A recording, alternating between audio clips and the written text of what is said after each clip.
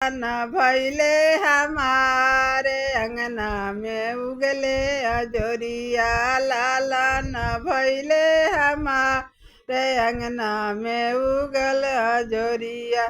सास के आवाई हमरा तनको न सोहाला, सास के आवाई हमरा तनको न सोहाला।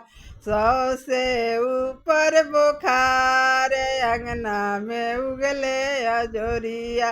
100 से ऊपर बुखार अंगना में उगले अजोरिया।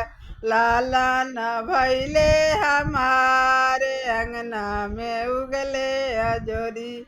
मम्मी के आवाई हमरा बड़ा निक लागे, मम्मी के आवाई हमरा बड़ा निक लागे। अब उतर गईले बुखार अंगना में उगले अजोरिया। लाला न भैले हमारे अंगना में उगले अजोरिया।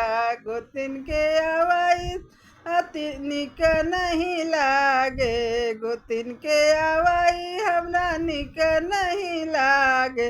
100 से ऊपर बुखार अंगना में उगले अजोरिया। लाला न भैले हमारे अंगना में उगले अजोरिया।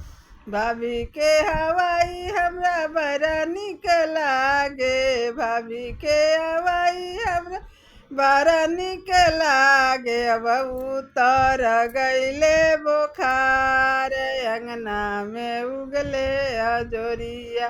लाला न भैले हमारे अंगना में उगले अजोरिया। ननद के आवाई हमरा निक नहीं लागे, ननद के आवाई हमरा निक नहीं लागे। 100 से ऊपर बुखार अंगना में उगले अजोरिया। लाला न भैले हमारे अंगना में उगले अजोरिया।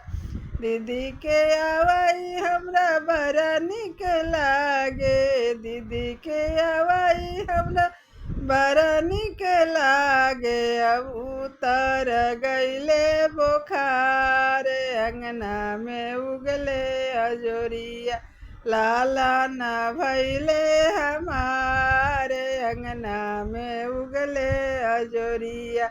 लाला न भैले हमारे अंगना में उगले अजोरिया।